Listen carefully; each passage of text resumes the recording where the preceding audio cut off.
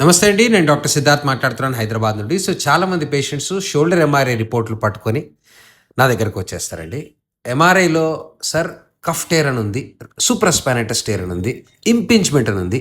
ఇంకెక్కడో doctor నాకు frozen shoulder అని చెప్పి 10 వారాలు ఇంచుమించు నాకు ఫిజియోథెరపీ చేయించిండ్రు. నాకు ఫిజియోథెరపీ తోటి ఎటువంటి ఉపయోగం ఉండటం లేదు. నా భుజం ఇంకా పైకి లేవటం లేదు. ఫిజియోథెరపీ చేస్తుంటే ఇంకా నొప్పొస్తుంది. రైట్. నేను తల దూకాలన్నా ఇబ్బందే, వీపుకు సబ్బు పెట్టుకోవాలన్నా ఇబ్బందే, మరి రాత్రి ఆ భుజం వైపు తిరిగి పడుకోవాలన్నా ఇబ్బందే. రాత్రి మెలకువ వచ్చేస్తుంది డాక్టర్ గారు. ఈ షోల్డర్ పెయిన్ నాకు ఇంచుమించు 6 నెలల నుంచి ఉంది.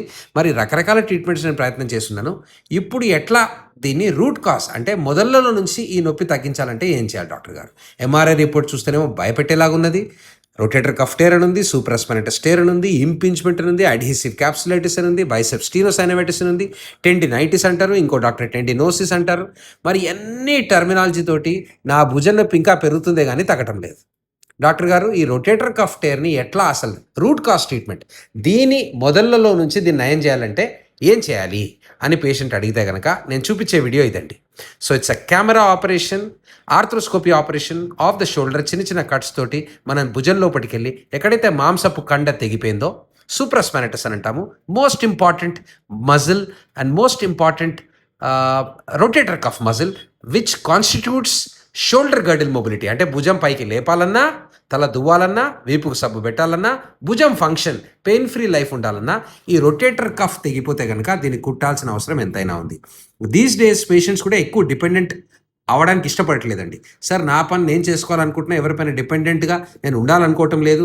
నేను ఫిజియోథెరపీ చేసి మందులు తిని ఏదో ప్రయత్నాలు చేసినాను, బట్ నా భుజం నొప్పి ఇంకా తగ్గటం లేదు.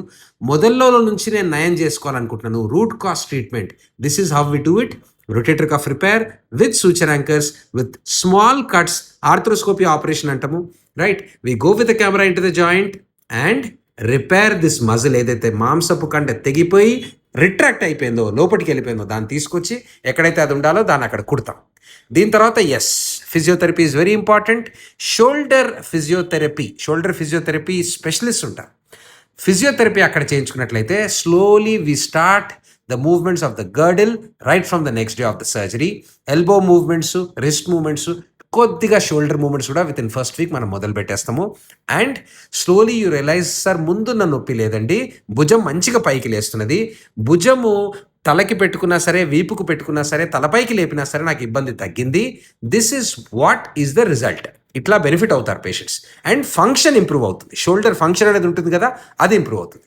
So please identify the stairs on time. చిన్న cuts, arthroscopy operation, fantastic results. Good luck, take care everyone, and God bless.